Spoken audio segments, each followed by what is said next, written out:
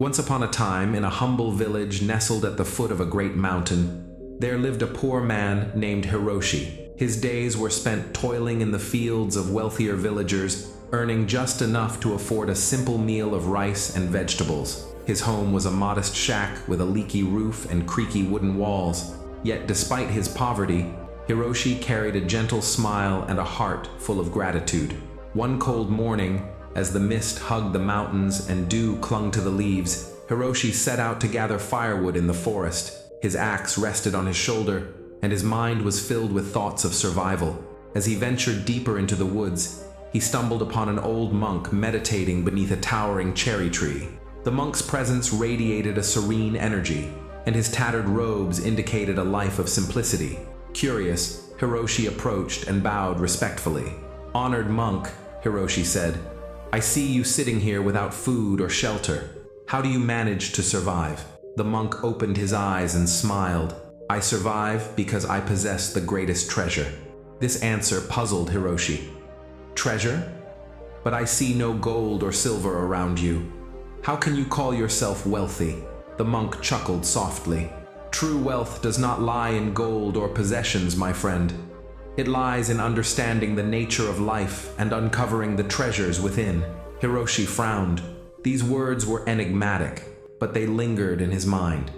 Seeing Hiroshi's confusion, the monk said, "If you wish, I can share a secret with you that will change your life." Hiroshi hesitated, but then nodded. "Please teach me." The monk picked up a smooth, round stone from the ground and handed it to Hiroshi. "This is the mirror stone. It will show you the path to true riches. Take it home, and every morning, ask it a question. What do I need to do today to grow richer?" Though skeptical, Hiroshi accepted the stone. It seemed like an ordinary rock, but he thanked the monk and carried it back to his shack. That night, Hiroshi stared at the stone, doubting its power. Yet he remembered the monk's calm demeanor and decided to give it a try. The next morning, as the sun painted the sky in hues of orange and gold, Hiroshi held the stone and asked, "What do I need to do today to grow richer?" To his amazement, a voice echoed in his mind. "Cut more firewood than you think you need." Startled but intrigued, Hiroshi obeyed.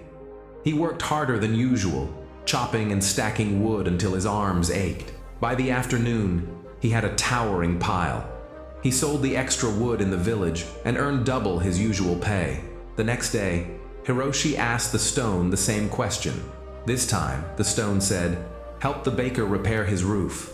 Although Hiroshi didn't understand how this task could make him richer, he followed the advice. The grateful baker gave Hiroshi a week's worth of bread and introduced him to other villagers in need of help. Soon, Hiroshi found himself with more work than he could handle. Day after day, the stone guided him with simple instructions. Plant a tree by the river, teach the orphan boy how to fish, speak kindly to the village elder. Each task seemed small, yet over time, they transformed Hiroshi's life. The villagers began to admire Hiroshi for his hard work, kindness, and wisdom. Opportunities flowed to him like a river. A farmer offered him a plot of land to cultivate, a merchant gave him tools in exchange for his carpentry skills, and a wealthy noble hired him to build a granary. Years passed, and Hiroshi's fortune grew. He built a sturdy home, owned fields of golden rice, and employed others to help him.